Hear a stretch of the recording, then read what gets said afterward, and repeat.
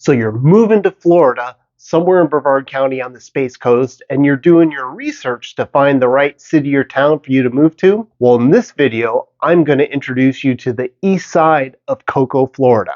So stick around. My name's Larkin, and I'm a real estate agent here on the Space Coast. And when I'm not making videos like this one, I help people buy and sell real estate. So whether you're moving next week, next month, or next year, I am certain that you have questions, and I'm here to help answer those questions. I've got a link in the description below that'll take you to my calendar.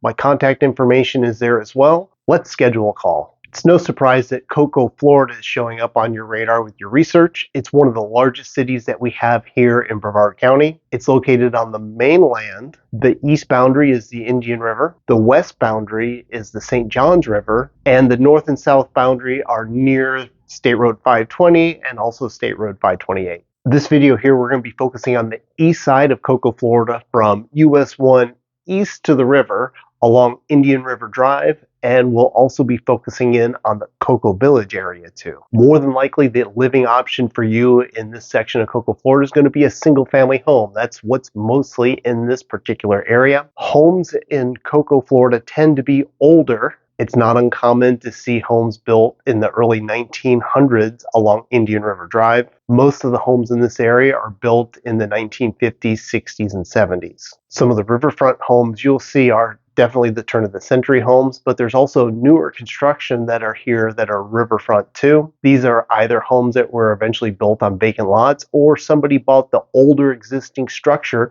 leveled it just to put a new home on it. If you're looking for brand new construction, this might not be the area for you. I would recommend looking towards the Port St. John area, where there's definitely some newer construction options there. Or if you're looking for the subdivision feel of brand new construction, you should definitely consider the Viera area too. With that being said, there is some land being cleared right now that will be new construction. If you'd like to stay informed about this, just let me know in the comments and I'll get you the information when it comes available. Lot sizes for homes in this area tend to be a quarter acre or less, especially for the dry lots. The homes that are on the river tend to be on larger lots. They are at least a half an acre to multi-acre parcels. And most of the riverfront homes, the house is actually on the west side of Indian River Drive, but you own on the east side, which is your connection to the Indian River and the intercoastal, so you can get to your docks. The condos in this area tend to be closer to 520 and closer to Indian River, the intercoastal, which is near Coco Village as well. There's several low to mid-rise condos that were built in the 70s and 80s. There's also several high-rise luxury condominiums near Coco Village too. Oleander Point was built in 1999, and it is on the historic Brevard Hotel site right on the intercoastal. This complex has 138 condominiums, and there's also 59 boat slips available to the owners here too. Whitley Bay and Whitley Bay West was built in 2004 and offer luxury condominiums between 2,100 and 4,400 square feet in the 13-story high-rise tower near Coco Village. Some of the other luxury condos in this area are 21 Riverside, Barclay Square, and Riverside Landing, and all these were built in the early 2000s. Some of the things I like about this section of East Coco is Indian River Drive. It's got to be one of the prettiest roads here in Brevard County. The scenic roadway, it winds up and down along the Indian River Drive. You have some beautiful oaks and palm trees that are lining the streets as well. It's not uncommon to see people walking on the sidewalk, bicycles going down Indian River Drive for their long rides, folks walking their dogs, pushing the carriages. Indian River Drive is also a great area if you like to run. There's a lot of runners that hit this roadway on the weekends. Drive through any of the communities between US 1 and Indian River Drive, and you'll see the character of these properties, the architectural details of an earlier era. In these neighborhoods, you're not going to find the cookie cutter style homes that you might see in the newer communities in Brevard County. Hills are something you don't see very often in Brevard County, but you will see some rolling hills in this section of East Coco along the river. Let's talk Coco Village. This is an iconic part of Brevard County. Beautiful tree-lined streets, and there's some amazing old architecture throughout Coco Village. It's also a hub for restaurant shops and things to do. Go see a show at the historic Coco Village Playhouse. Stroll through Travis Hardware and step back in time with some of the displays they have there.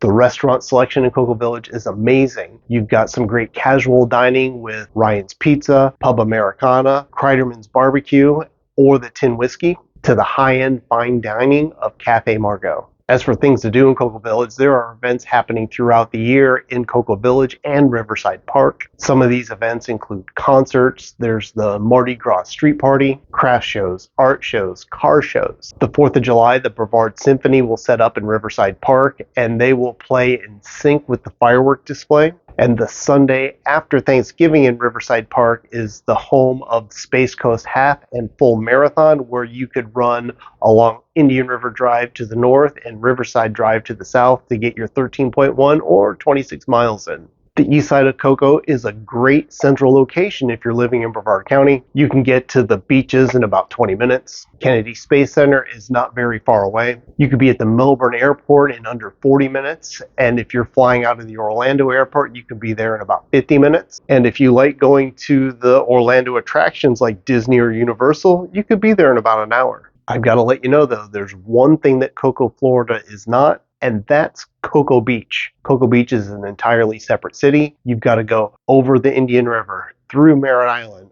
over the Banana River in order to get to Cocoa Beach. So remember the difference between Coco, Florida and Cocoa Beach, Florida. Whether you end up moving to Coco, Florida or somewhere else on our Space Coast, I hope this video has helped answer some of your questions. If you have any other questions I might be able to help you with, remember, I'll have a link in the description below that'll take you to my calendar and all of my contact information, or you can just drop a comment here too. My name is Eric Larkin with Real Brokers. I appreciate you stopping by, and I'll see you on the next show.